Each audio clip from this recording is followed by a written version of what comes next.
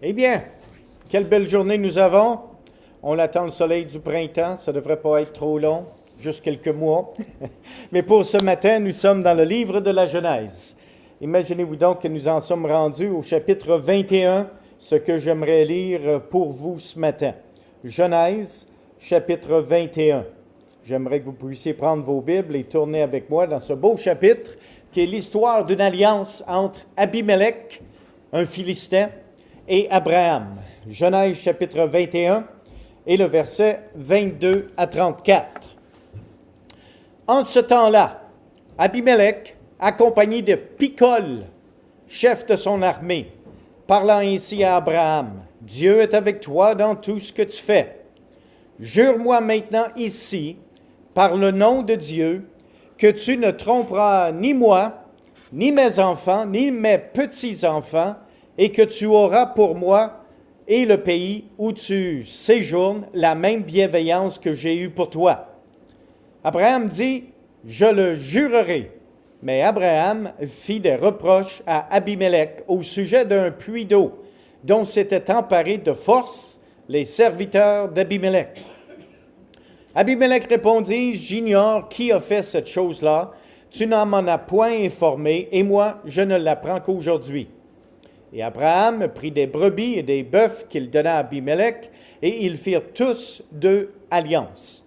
Abraham mit à part 7 jeunes brebis. Et Abimelech dit à Abraham, « Qu'est-ce que ces 7 jeunes brebis que tu as mises à part? » Il répondit, « Tu accepteras de ma main ces 7 brebis, afin que cela me serve de témoignage que j'ai creusé ce puits. » C'est pourquoi on appelle ce lieu Beer-Shiba, car c'est là qu'ils jurèrent l'un et l'autre.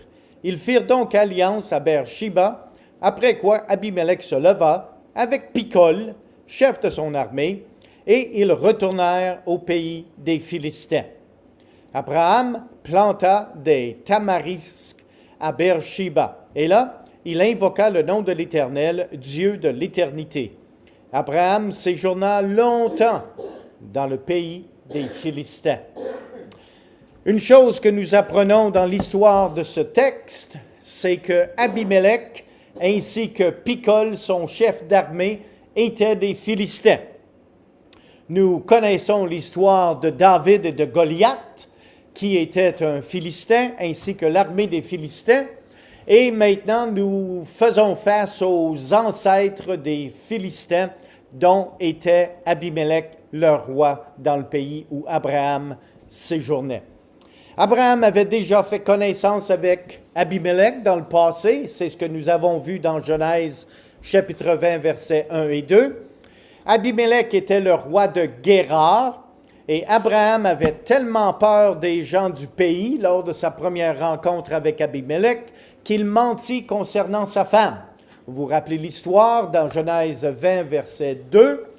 Abraham, sa femme était tellement belle, elle tournait tellement de tête qu'il a dit, « Tu peux dire que tu es ma sœur et non ma femme. » Alors qu'elle était sa femme, mais également sa demi-sœur. Mais ça faisait déjà quelques années. Et nous apprenons quelque chose d'un certain philosophe par le nom de Norman Fletcher. Norman Fletcher disait ceci dans sa pensée. Est-ce que c'est correct de mentir parfois? Alors il est sorti avec la philosophie qui est celle-ci. Ça dépend de la situation. Dans certaines situations, c'est correct de mentir, dans d'autres, non. Et ça semble être la situation que Abraham avait utilisée dans le contexte d'Abimelech et sa femme. Si parfois, même aujourd'hui, ce contexte de situation d'éthique apparaît encore, si on essaie assez fort ou on peut rationaliser les plus grandes vérités bibliques. Par exemple, dans le livre des Psaumes, au chapitre 14, verset 1, à la fin du verset, il nous est dit « Il n'y a point de Dieu. » Oh, vous voulez dire que Dieu n'existe pas? Mais il faut lire le verset au complet. Et le verset dit « Le fou dit en son cœur, Dieu n'existe pas. » Alors même aujourd'hui, cette philosophie de Norman Kletcher existe toujours lorsque nous cherchons à nous justifier plutôt que de dire la vérité. Abraham savait très bien, à cause de la loi de Dieu écrite dans son cœur, que mentir était péché. Toutefois, il considéra la situation. Et si vous vous rappelez, dans Genèse chapitre 20, versets 10 et 11, il s'est dit en lui-même, « Ça peut être dangereux quand le monde commence à se parler. » Peut-être que vous connaissez quelqu'un qui se parle. C'est encore pire quand il se parle à voix haute. Mais Abraham s'est justifié. Il s'est dit, « Ouais, ma femme est pas mal belle. Elle tourne encore des têtes, même si elle a, proche 90 ans. Puis, on pourrait me tuer ou me faire du mal. » Alors, il conclut un marché avec sa femme. « Tu diras que tu es ma sœur, ça va me protéger, puis la vie va être belle. » Mais ce n'est pas ce qui s'est passé. Un chrétien se doit d'obéir à la parole de Dieu en toute situation et non pas seulement si la situation est favorable. Trop de chrétiens cherchent une excuse, une exception ou une justification pour ne pas obéir à Dieu. Nous devons porter le fruit de la lumière et non pas être seulement des clignotants religieux lorsque la situation est convenable. Le défi de la vie chrétienne est celle-ci. Le Seigneur nous demande d'être la lumière. Et comme Jésus-Christ est la lumière du monde, nous devons être le reflet de cette lumière. Malheureusement, trop souvent, nous pouvons être des clignotants religieux plutôt qu'une lumière. Éphésiens, le livre d'Éphésiens nous encourage très bien dans cette pensée. Éphésiens chapitre 5 et le verset 9. Car le fruit de la lumière consiste en toutes sortes de bonté, de justice et de vérité. Alors ça, c'est les porteurs de lumière que nous sommes en tant que chrétiens. Ça consiste à exercer la bonté, la justice et la vérité. Examinez ce qui est agréable au Seigneur et ne prenez point part aux œuvres infructueuses des ténèbres, mais plutôt condamnez-les. Alors, tout un message qui est soutenu par l'enseignement du Nouveau Testament. Abraham avait été invité de demeurer dans le pays des Philistins. Oui, nous avons vu ça dans le passé, dans Genèse 20, verset 15. Abimelech l'a invité. « Hey, installe-toi, pas de problème, on a résolu la situation avec ta femme, garde ta femme. » Puis le marché a été conclu. Alors maintenant, environ 4 ans plus tard, Abraham a une autre confrontation avec Abimelech. Vous savez, même si vous réussissez de résoudre un conflit avec quelqu'un, ça ne veut pas dire qu'il n'y aura jamais plus de conflit avec cet individu. Eh bien, on voit ça par Abraham et Abimelech. Ils ont résolu leur conflit au chapitre 20, mais maintenant, un peu plus tard, 3 à 4 ans, maintenant, un autre conflit. Maintenant, Sarah a conçu Isaac, alors c'est minimum 9 mois plus tard, et dans Genèse 21, verset 8, Isaac a été sevré, alors c'est entre 2 à 3 ans. Alors c'est pour ça que je dis entre 3 à 4 ans. Alors Abraham avait été dans le pays des Philistins entre 2 à 4 ans lorsqu'il a eu sa deuxième confrontation avec Abimelech. Durant ces années, Abraham était devenu beaucoup plus riche et plus puissant.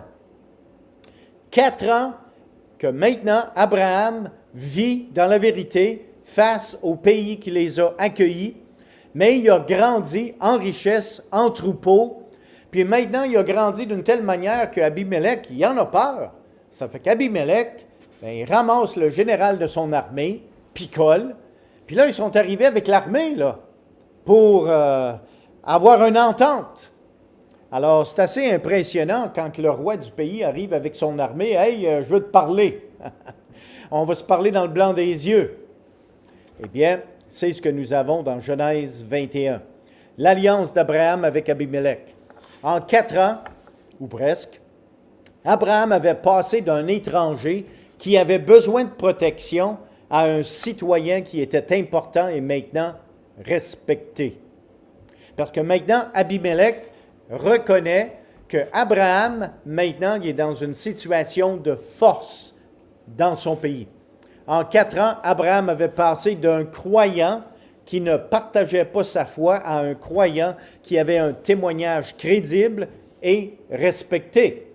Parce que maintenant, Abimelech dit « Oh, OK, ce gars-là, il pourrait dans le futur nous causer du trouble. » Est-il possible qu'après avoir déménagé dans un endroit quelconque, plusieurs années plus tard, nos voisins ne savent toujours pas que nous croyons en Dieu?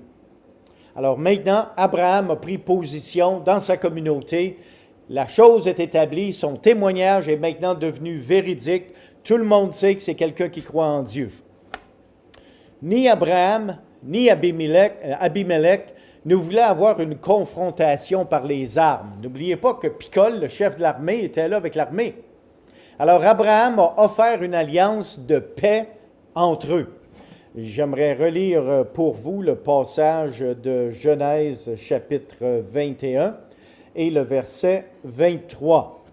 « Jure-moi maintenant ici, par le nom de Dieu, que tu ne me tromperas ni moi, ni mes enfants, ni mes petits-enfants, et que tu auras pour moi et le pays où tu séjournes la même bienveillance que j'ai eue envers toi. » Alors, le roi Abimelech, maintenant, veut que Abraham jure de jamais lui faire du mal, ni à lui, ni à son pays, ni à ses enfants, ni à ses petits-enfants. Mais on connaît l'histoire que plusieurs années plus tard, en fait des centaines d'années plus tard, les Philistins étaient devenus des ennemis du peuple d'Israël, et c'est là que nous avons l'histoire de David et de Goliath. Alors, Abraham, ici, a recherché la paix avant tout. La paix est toujours préférable à la guerre. La Bible nous dit dans Romains chapitre 12, verset 18, « S'il est possible, autant que cela dépend de vous, soyez en paix avec tous les hommes. » Il y a une chose qui me dérange quand je lis les Saintes Écritures, c'est les petits mots, comme « tout ». Alors, si la Bible dirait « Soyez en paix avec les chrétiens dans votre Église », OK, ça serait un défi, mais possible. Mais là, en paix avec tous les hommes, ça inclut les voisins, ça inclut la famille dans son ensemble, qu'ils soient chrétiens ou non. Soyez en paix avec tous les hommes en autant que cela dépende de vous. En d'autres mots, dans des situations de conflit, on doit toujours, premièrement, rechercher la paix, à savoir qu'est-ce que moi je peux faire pour que la paix règne. Et la paix va vous coûter quelque chose, parce que la paix a toujours un prix, mais la guerre a un prix beaucoup plus élevé. Après avoir réglé leur désaccord sur un puits, Abimelech retourna chez lui avec Picol, chef de son armée, et Abraham célébra l'événement en plantant un tamaris. Il y a du monde qui célèbre en plantant des affaires. Peut-être vous en connaissez, mais Abraham, il l'a fait. Pour lui, OK, la vie est belle, on plante. Eh bien, le tamaris, ça vient du mot latin tamariscus, qui est un arbrisseau à très petites feuilles et à grappes de fleurs roses, souvent planté dans le Midi et près des littoraux. Alors Abraham demeura longtemps dans le pays des Philistins, ce qui veut dire qu'il a vu son petit arbuste grandir. C'est le fun, hein, n'est-ce pas? Tu as à cœur de planter quelque chose, là, puis là, ben, tu restes là longtemps, tu vois tes arbres grandir. C'est le fun. Ma femme et moi, on a fait ça sur notre nouvelle propriété. Puis à chaque printemps, on sort sur le portique en disant « Hey, regarde comment grands ils sont rendus! » Ah, les arbustes! C'est le fun! Eh bien, sachez une chose, c'est Abraham qui a sorti cette belle idée-là. Eh bien, le développement spirituel d'Abraham. Notez ici que le développement spirituel d'Abraham a été marqué par 4 grandes épreuves. Dans chacune de ces épreuves, Abraham a dû donner quelque chose qui lui était très cher. À chaque génération, dans chaque contexte de vie spirituelle d'un individu, Dieu doit vous éprouver. Et Dieu nous éprouve, même les enfants de ceux qui ont grandi dans des foyers chrétiens. Parce que la foi chrétienne qui a été transmise aux enfants, le jour va venir où les enfants devront eux-mêmes être éprouvés par Dieu. Alors, dans la situation d'Abraham, il y a eu 4 épreuves majeures dans sa vie. La première, c'est qu'il laissa son pays, sa patrie. Pas une chose facile de partir de là où peut-être tu es né ou que tu as vécu longtemps. Deuxième épreuve, il a dû finalement se séparer de son neveu Lot, qui lui était très cher, au point qu'Abraham alla à la guerre pour sauver son neveu. Nous avons vu ceci dans Genèse 14. Ceci était nécessaire parce que Dieu avait appelé Abraham seul. Mais quand Dieu a appelé Abraham, il est parti avec son père, il est parti avec son neveu Lot, puis ça n'a pas été jusqu'à ce que le père décède et qu'il a dû se séparer de Lot pour qu'il puisse remplir les exigences des demandes que Dieu lui avait faites. Une troisième épreuve, c'est qu'il a dû abandonner ses plans pour Ishmaël. Pas une chose facile parce que Dieu lui avait promis un fils, Isaac, mais à travers Sarah, qui s'était impatientée, lui avait donné sa servante pour produire un fils qui est devenu Ishmaël. Puis Abraham s'était dit, bon, ça prend tellement de temps avant d'avoir un fils promis, on va dire que c'est Ishmaël. Parce que quand Dieu l'a confronté, il a dit, puisse Ishmaël vivre. Pourquoi? Parce que dans la tête d'Abraham, Ishmaël, c'était un compromis. C'était quelque chose que pour lui, c'était planifié. Ça aurait pu être possible. Eh bien oui, Ishmaël, en effet, était bel et bien le fils d'Abraham, mais non pas le fils de Sarah. Il est possible que nous devrons aussi abandonner nos plans pour nos enfants. Wow! Ça, c'est quelque chose de très intéressant. Parce qu'à travers les années, j'ai vu plusieurs parents qui avaient des plans pour leurs enfants, pour que leurs enfants deviennent telle ou telle chose dans la vie. Et ces plans-là ont été imposés sur les enfants.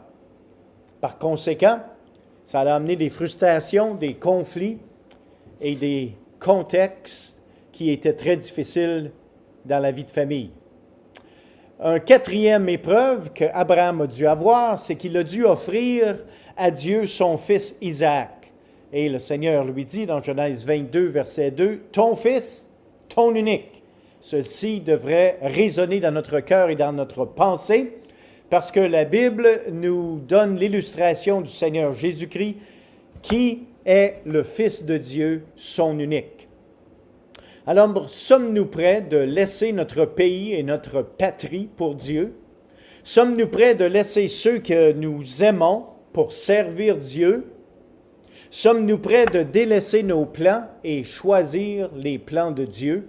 Sommes-nous prêts d'offrir nos enfants au service de Dieu, quelle que soit la situation dans le contexte duquel Dieu appelle nos enfants? Principe pour résoudre des situations d'éthique conflictuelles ou des situations difficiles.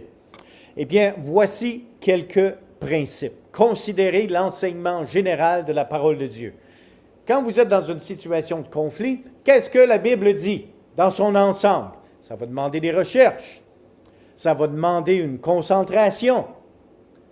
Ensuite, considérez l'enseignement spécifique de la parole de Dieu sur le sujet du conflit.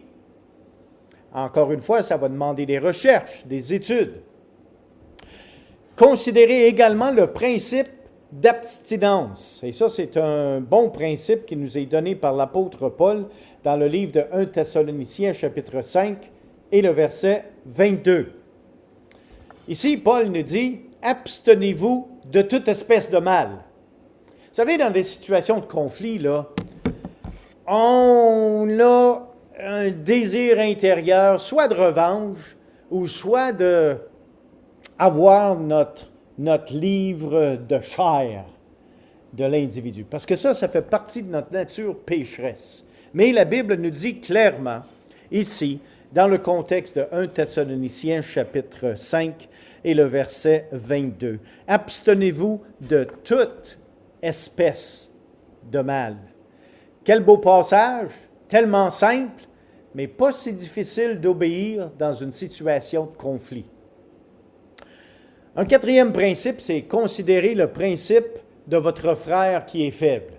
On n'a pas tous la même maturité spirituelle. On ne comprend pas toutes les vérités bibliques à la même vitesse. Alors, on doit toujours être sensible pour autrui. Et encore une fois, l'apôtre Paul nous vient en aide, cette fois dans le livre de 1 Corinthiens, chapitre 8 et le verset 10. Ce texte nous dit ceci, dans le contexte des viandes sacrifiées aux idoles, « Car si quelqu'un te voit, toi qui as de la connaissance, assis à table dans un temple d'idoles, sa conscience à lui qui est faible ne le portera-t-elle pas à manger des viandes sacrifiées aux idoles? Et ainsi le faible périra par ta connaissance, le frère pour lequel Christ est mort. En péchant de la sorte contre les frères et en blessant leur conscience faible, vous péchez contre Christ. » Ça, là, c'est un principe biblique très important. De savoir d'avance qu'une telle conduite va offenser un autre croyant et de le faire, c'est un péché contre le frère qui devient un péché contre Christ. Et encore une fois, le même principe qui est expliqué dans le livre de Romains, chapitre 14 et le verset 13. Ce texte nous dit « Ne nous jugeons donc plus les uns les autres, mais pensez plutôt à ne rien faire qui soit pour votre frère une pierre d'achoppement ou une occasion de chute. » Vous savez, il y a bien des choses dans la vie qui sont légales. Mais ça ne veut pas dire parce que c'est légal que c'est biblique.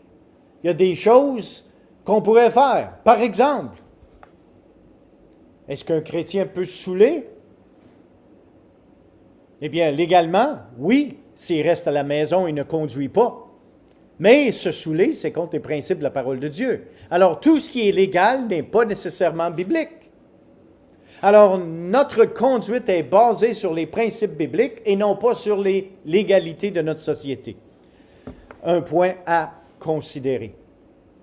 Considérez également le fait que votre action puisse offenser les non-croyants et les croyants. Ici, toujours dans un contexte de l'épître de Paul aux Corinthiens, chapitre 10 et le verset 27, nous lisons ceci. « Si un non-croyant vous invite et que vous vouliez y aller, mangez de tout ce qu'on présentera sans vous enquérir de rien par motif de conscience.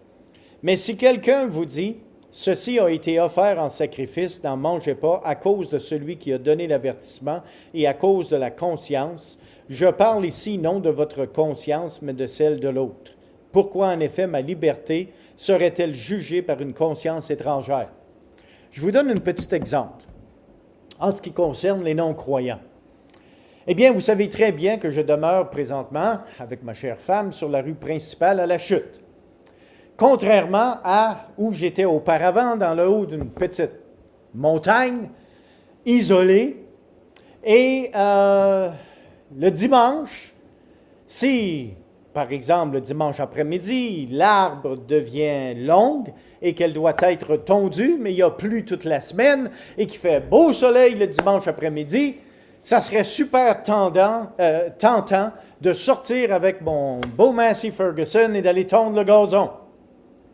Mais les non-croyants voient que le pasteur travaille le dimanche. Dans notre société, là, les pasteurs, ça ne devrait pas travailler sur leur gazon le dimanche après-midi. Alors, j'ai une responsabilité de laisser pousser le gazon encore plus long, le tondre lundi, s'il fait beau, ou plus tard, s'il mouille encore. C'est dans ce genre de contexte à notre société que nous devons porter attention à notre communauté qui est non-croyante. Maintenant, considérez finalement le principe de l'honnêteté et d'une conscience claire devant Dieu. Dans 2 Corinthiens, un dernier passage à regarder ensemble ce matin, 2 Corinthiens chapitre 4 et le verset 2. Nous rejetons les choses